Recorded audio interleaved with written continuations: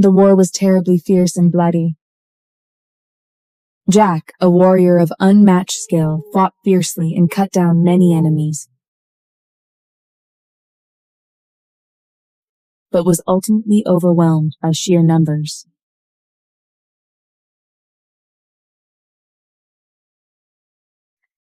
Jack died on the front lines. My mate Ethan was in love with Vivian, his brother Jack's mate. Everyone knew it. Nobody said it out loud. And the second Ethan came home, he wanted to claim Vivian as his mate while still keeping me bound to him. I was carrying his pup. I said nothing. That same night, I left. When the news came in, Vivian collapsed. Ethan caught her before she hit the ground. For 3 straight days, he stayed by her bedside. No sleep, no rest, no food, no water, and not once did he even look at me. Then he finally came to me. Cora, my mother wants me to mate with Vivian. Is that really just your mother's idea? He wouldn't meet my eyes. Vivian's got 2 little ones already, and she's pregnant again. Jack's gone. I can't just leave her like that. I'd known all of this before Ethan and I ever mated. The 3 of them grew up together. Both brothers wanted her. She chose Jack. And after that, he stayed by Vivian's side in silence, protecting her, loving her, even though she was his brother's mate. Now Jack was dead. Ethan was finally getting Vivian, the girl he loved, but I was pregnant and dared not tell him. I knew he'd trap me if he found out, so I stepped back when he tried to wipe my tears away. Ethan, let's break the bond. Jack refused. The next day, Vivian showed up at my door. Her belly was already swollen. One hand rested over it. Her eyes were wet. I don't have any other choice, Cora. I can't raise 3 pups on my own. Those pups need a father. And you don't even have any of your own. You could have them, if you'd just make room for me. I said nothing. Her face changed. Oh, drop the act. We both know Ethan loves me. I kept my distance while Jack was alive, but now, he's gone. And once Ethan comes with me, that's it. You'll never see him again. So you can share him, or lose him. That's the choice, Cora. Get out. She smoothed down her dress, covering her stomach, then walked out. I stayed where I was, one hand over my belly. If I let Vivian into my home, my pup would grow up surrounded by favoritism and quiet cruelty. No, I had to leave before my stomach started showing. I needed somewhere Ethan would never think to look, somewhere even the wolf pack would never go.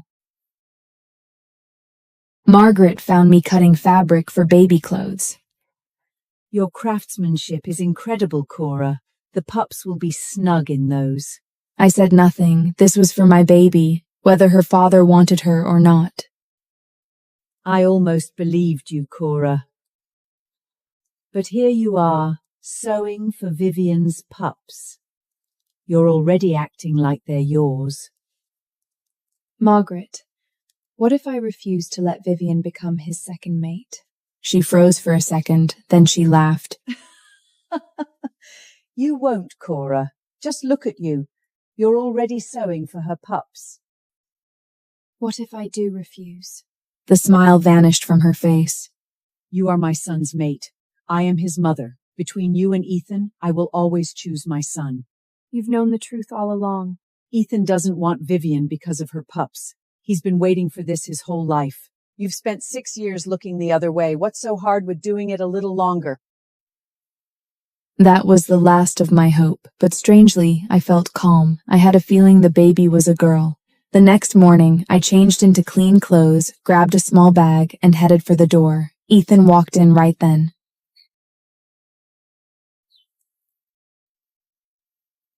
Where are you going? It's the full moon tonight. The pack's moon shrine stood to the west. For 6 years, on every full moon, I went there to pray to the moon goddess for a pup. Do you want me to come with you? No. I climbed up the hillside. I needed a cabin, somewhere to hide. But before long, I got lost. Every tree looked the same. Then the sun went down. A wolf howl echoed in the distance. Rogues. I turned and ran downhill. My ankle caught on a root, and I hit the ground hard. Pain shot up my leg. I couldn't get back up. Cora? I looked up. Cole? Ethan's oldest brother. He helped me sit up against a tree and handed me his canteen. Cora, what are you doing this far out? Cole was 38. 6 years ago, when Ethan and I bonded, he was already one of the best border warriors in the pack. Jack had been the lead warrior. Ethan was the born alpha, but Cole never fought for power. Everyone who'd ever crossed pack lines knew who really kept the territory safe. Him. He spent most of his time patrolling, hunting, and clearing out rogue wolves. Sometimes he vanished for months. The younger wolves in the pack worshipped Jack, but the ones who had actually seen battle, they respected Cole more. Right after I became Luna, Cole came back from a 3-week patrol. His boots had holes in them. There was an untreated wound on his arm. Margaret was making dinner for Ethan and didn't even look up. So I made Cole the best pair of boots I could. When I handed them to him, his hand shook. A grown man in his 30s, eyes turning red, and not a word came out. What is it? A warrior's not gonna cry over a pair of boots. He lowered his head, his throat moved, but he still said nothing. After that, every time he came back from patrol, I saved him a hot meal. Nobody else in the house thought it meant much. But Cole's eyes always told me the truth. He remembered every single time. He'd only been gone 8 days this time. He had no idea what had happened at home, so I told him everything. I said no.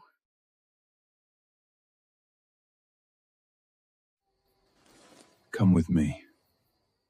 There was a small lake and a cabin in the valley.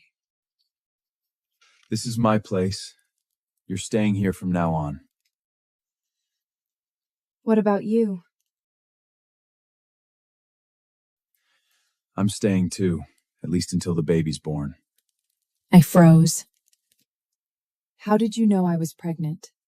The moment I caught your scent, I knew. It's different now. Faint, sweet.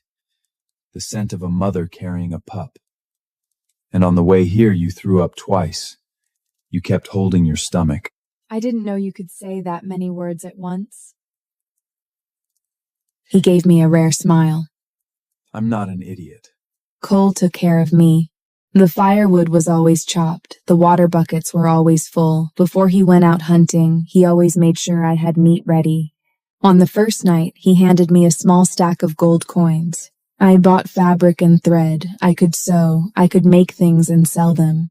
One day, he came back dragging a whole boar. That's not for selling. I'm making jerky for you. That night, he ate 3 bowls of the stew I made. There in the valley, with the man whose boots I'd once mended, something warm settled in me. For the first time in 6 years, I wasn't waiting for someone to come home. I was already home.